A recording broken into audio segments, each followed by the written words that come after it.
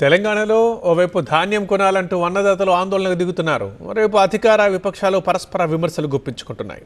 రైతుల ఉసురు పోసుకున్న పార్టీ మీదంటూ దుమ్మెత్తి పోసుకుంటున్నాయి.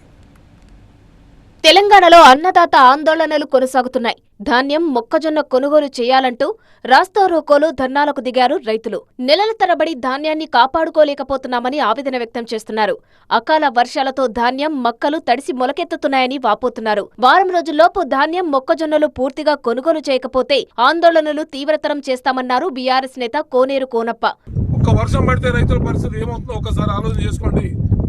మీకు ఈ కాంగ్రెస్ పెద్దలకి ఏమాత్రమైనా సిగ్గుశరం ఉంటే ఈ రైతులకు సేవ చేయండి. మీరు మాయ మాటలు చెప్తాం, చూటా మాటలు చెప్తాం, ఆఖరి గింజ వరకు కొంటామని ప్రకటనలు ఇవ్వడం తప్పితే మీరు రైతులకు చేసింది ఏమీ లేదు. ధాన్యం కొనుగోలు చేయకుండా కాంగ్రెస్, బీజేపీ నేతలు నాటకాలు చేస్తున్నారన్న హరీష్ రావు వ్యాఖ్యలను తప్పుబట్టారు కేంద్ర మంత్రి కిషన్ రెడ్డి. మీరిద్దరు ఇదేం డ్రామా? డీజిల్ పెట్రోల్ ధర పెరిగినాయని కాంగ్రెస్ రోడ్ ఎక్కుతాడు, వడ్లు కొనాలని బీజేపీ రోడ్ ఎక్కుతాడు. ఒకడు ఢిల్లీలో అధికారంలో ఉన్నాడు, ఒకడు రాష్ట్రంలో అధికారంలో ఉన్నాడు. మీరు బాధ్యతలు విస్మరించి మీరు ఇవాళ ప్రజలను ఇబ్బందులకు గురి చేస్తున్నది మీరు.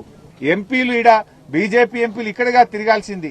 మీరు ఢిల్లీలో పోయి సివిల్ సప్లైస్ మంత్రి దగ్గర కూర్చొని రాష్ట్రానికి 1,40,00,000 కోటా ఇప్పియండి. ఇవాళ రాష్ట్ర ప్రభుత్వాన్ని కూడా అడుగుతున్నాం. గతంలో కేసీఆర్ గారు ఉన్నప్పుడు కూడా అప్పుడు కూడా ఇదే బీజేపీ ప్రభుత్వం వడ్లు కొనమంటే మంత్రులు, ముఖ్యమంత్రి పోయి మేము ఢిల్లీలో ధర్నా చేసి ఒత్తిడి పెట్టి కొట్లాడి మేము కోటా తెచ్చినాం. మీరెందుకు పోరు ఢిల్లీకి? ఓ బీఆర్ఎస్ నాయకుడు అంటాడు, నువ్వు నేను రా, ఇద్దరం పోయి ధర్నా చేద్దాం.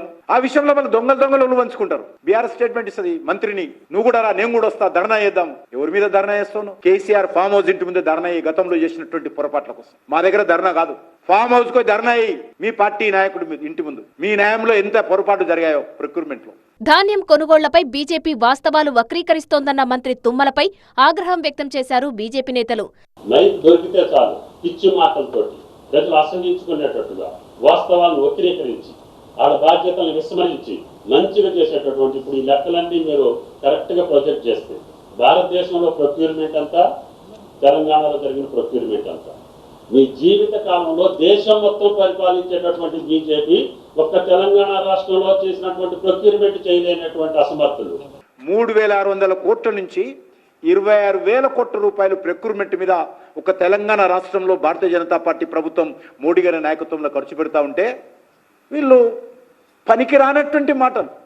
కష్టం ఉంటే సహాయం చేయాలని అడగాలి, కలిసి కూర్చోవాలి, మాట్లాడాలి.